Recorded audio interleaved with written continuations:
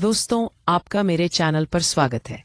दोस्तों, चौथे दिन जब राजा भोज ने सिंहासन पर बैठने का विचार किया तो सिंहासन से कामकंदला नाम की चौथी पुतली राजा भोज के सामने प्रकट होकर बोली, ठहरो राजा भोज, आगे कदम मत बढ़ाना, पहले मेरी कथा सुन लो। मैं तुम्हें अपने राजा विक्रमादित्य की गुणों को पहचानने एवं गुणी को पुरस्कार देने की कथा सुनाती हूँ। यह कहकर पुतली ने राजा भोज को यह कथा सुनाई। एक बार राजा विक्रमादित्य अपने राजदरबार में बैठे अपने दरबारियों से राज्य के कामकाज के बारे में विचार विमर्श कर रहे थे। तभी एक ब्राह्मण राजदरबार में उपस्थित हुआ और हाथ जोड़कर बोला, महाराज, मैंने एक श्लोक बनाया है, मैं उसी को सुनाने आपके पास आया हूं। अगर आप आज्ञा दें तो मैं वह श्लोक आपको सुनाऊं। राजा विक्रमादित्य ने ब्राह्मण को श्लोक सुनाने की आज्ञा दे दी। आज्ञा मिलते ही ब्राह्मण ने विक्रमादित्य को श्लोक सुना दिया। श्लोक का तात्पर्य था कि जो मनुष्य अपने मित्र से द्रोह और विश्वासघात करता है उसे करोड़ों वर्षों तक नरक का दुख भोगना पड़ता है। विक्रमादित्य श्लोक सुनकर बहुत प्रसन्न हुए। उन्होंने ब्राह्मण को 1,00,000 स्वर्ण मुद्राएं पुरस्कार स्वरूप दी। ब्राह्मण जब पुरस्कार की राशि लेकर जाने लगा तो विक्रमादित्य ने उसे रोकते हुए कहा, ब्राह्मण श्रेष्ठ, तुम्हारा श्लोक तो बहुत अच्छा था, लेकिन मैं इस बात को कैसे मान लूं कि मित्र से द्रोह और विश्वासघात करने वाले को करोड़ों वर्षों तक नरक में दुख भोगना पड़ता है। बाद यह सुनकर ब्राह्मण रुक गया। उसने कहा, महाराज, मैं आपको एक कहानी सुनाता हूं जिसे सुनकर आपको यह मानना ही पड़ेगा कि मित्र के साथ द्रोह और विश्वासघात करने वाले को सचमुच करोड़ों वर्षों तक नरक का दुख भोगना पड़ता है। इतना कहकर ब्राह्मण ने कहानी सुनानी आरंभ करते हुए बोला, बहुत समय पहले मालवा राज्य में बल्लभ नाम का एक राजा राज्य करता था।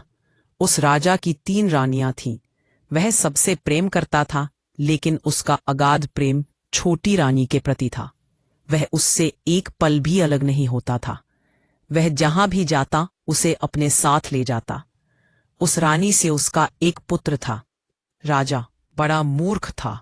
मूर्ख होने के साथ साथ वह बड़ा शक्की भी था। एक बाद राजा के इस स्वभाव एवं रानी के प्रति प्रेम को न समझाकर राज्य में चर्चाएं होने लगी। चर्चाओं का विषय क्योंकि राजा था, इस कारण दरबारियों में से एक ने राजा से कहा, महाराज, छोटी रानी के प्रति आपके इतने आकर्षण को देखकर राज्य में चर्चाएं हो रही हैं। है कि राजा को अपनी छोटी रानी पर विश्वास नहीं है, इसलिए राजा उसे हमेशा अपनी आंखों के सामने रखता है, कभी भी अकेले नहीं छोड़ता। बात मान लो तो तुम हम दोनों से बच सकते हो। राजकुमार ने पूछा, बताओ क्या बात है। शेर ने कहा, तुम रीछ को नीचे धकेल दो, मैं उसे खाकर चला जाऊंगा। तुम पेड़ से नीचे उतरकर अपने घर चले जाना। राजकुमार शेर की बात मान गया। उसने सोचा कि शेर वास्तव में ठीक कह रहा है। ये सोचकर उसने रीछ को धक्का दे दिया। जब रीछ नीचे की ओर गिरा तो उसकी नींद खुल गई और वह जल्दी से वृक्ष की एक टहनी पकड़कर लटक गया। राजकुमार के विश्वासघात से रीछ क्रोधित होकर बोला, दुष्ट, मैंने जानवर होकर तेरी रक्षा की और तूने मनुष्य होकर मेरे साथ विश्वासघात किया। यदि मैं चाहूं तो तुझे तेरे पापों की भरपूर सजा दे सकता हूं। रीछ की बात सुनकर राजकुमार घबरा गया। तब रीछ ने कहा, घबरा मत, मैं अपने वचन से नहीं फिरूंगा। मैं तुझे जान से नहीं मारूंगा, लेकिन तुझे तेरे किए की सजा अवश्य दूंगा। यह कहकर रीछ ने राजकुमार के कानों में पेशाब कर दिया। राजकुमार दर्द के मारे छटपटाने लगा। वह बहरा हो चुका था। सवेरा होते ही शेर वहां से चला गया। शेर के जाते ही रीछ भी नीचे उतरकर वहां से चला गया। राजकुमार भी किसी तरह पेड़ से उतरा और अपने महल की ओर चल पड़ा। राजकुमार की ऐसी दशा देखकर राजा बहुत चिंतित हुआ। उसने राज्य के हकीमों और वैद्यों को बुलवाकर राजकुमार का इलाज करवाया, लेकिन उसकी हालत में कोई सुधार नहीं हुआ। इससे राजा को और भी अधिक चिंता होने लगी। आखिर एक दिन उसने अपने सेनापति से कहा, सेनापति जी, आप ही कुछ उपाय करें। सेनापति ने किसी तरह यह पता लगा लिया कि जंगल में राजकुमार के साथ कैसी घटना घटी थी। किस तरह वह शेर से डरकर पेड़ पर चढ़ा था, किस तरह पेड़ पर उसमें और रीछ में मित्रता हुई थी, किस तरह उसने रीछ के साथ विश्वासघात किया था और किस तरह रीछ ने उसके कानों में पेशाब कर दी थी। यह सब पता लगाकर सेनापति ने राजा से कहा, अब तो एक उपाय है, तंत्र मंत्र का सहारा लिया जाए। मेरी पत्नी तंत्र मंत्र की विद्या में बड़ी चतुर है। यदि आप आज्ञा दें तो मैं अपनी पत्नी को लेकर राजकुमार को दिखाऊं, लेकिन मेरी पत्नी राजकुमार के सामने नहीं जाएगी। वह पर्दे की ओट में राजकुमार को देखेगी और उसके रोग को दूर करने का उपाय करेगी। राजा ने सेनापति की बात मान ली। मंत्री ने उस चित्रकार को बुलवाया, राजा ने जिसकी आंखें निकालने की आज्ञा दी थी और जिसे सेनापति ने अपने घर में गुप्त रूप में छिपाकर रखा था। सेनापति उसे स्त्री के वेश में महल में ले गया।